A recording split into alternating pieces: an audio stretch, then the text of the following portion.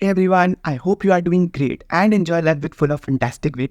So this time from Rudraksh Agarwal, and recently I've cleared my CS Executive Module 2 in June 2024 attempt, and I scored exemption in CMA, FSM, and SLCM as well.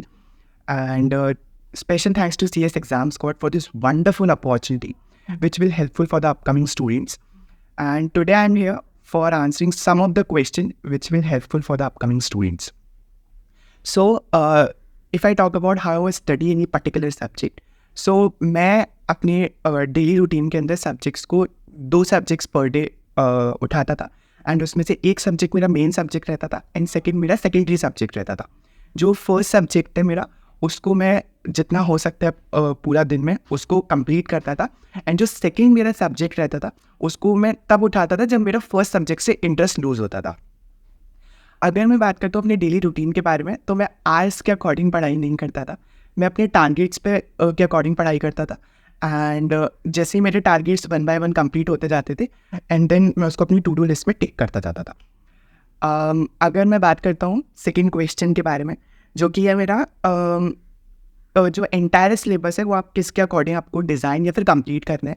So first आपको आपके regular lectures complete करने हैं और must है एक चीज़ कि आपको जो भी आपको रेगुलर लेक्चर्स में पढ़ाया है वो आपको रात को एक बार रिवाइज करके ज़रूर सुना है. जस्ट एक quick go through and so that आपकी जो कॉन्सेप्ट क्लैरिटी है वो बहुत ज़्यादा बूस्ट हो जाएंगे. If I moving forward for the third question, that writing practice. So for this thing, I heartfelt thanks to CS Exam Squad for their test series. मैं personally कोई प्रमोशन नहीं करा बट ये मेरा जेन्युइन रिव्यू है. The test series was amazing and मैंने exam से पहले आई थिंक 2 टेस्ट जो थे वो अटेम्प्ट करे थे ईच पेपर के. सो वो आपके लिए बहुत ज़्यादा बेनिफिशियल रहेगा test series as well as writing practice. जब आपके जो एग्ज़ाम्स हैं वो 2 to 3 months हो तब आप अपनी राइटिंग प्रैक्टिस स्टार्ट कर सकते हैं. 1 क्वेश्चन ईच डे और 2 depending upon your schedule.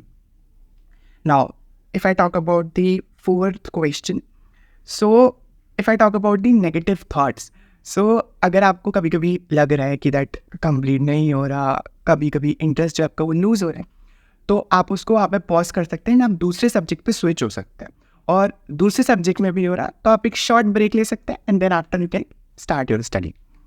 Now so now I would love to suggest you guys 3 important tips. that the first, आपको नोट्स ज़रूर बनाने अपने ओन नोट्स बहुत इंपॉर्टेंट है जो आपको एग्ज़ाम से एक दिन पहले बहुत ज़्यादा बेनिफिशियरी रहेंगे. सेकेंड, अगर मैं बात करूँ writing practice is must. Writing practice करना ही करना है एंड ट्राई करना है कि आप हर एक एग्ज़ाम के जो जैसे आपने आज कोई भी कॉन्सेप्ट पढ़ा तो आप उसको एक बार गो थ्रू कर कॉन्सेप्ट को अच्छे से कर लो एंड देन आप राइटिंग प्रैक्टिस करो सो दैट आपका कॉन्सेप्ट और अच्छी तरीके से बूस्ट हो जाएगा. एंड थर्ड, ज़्यादा पैनिक नहीं करना.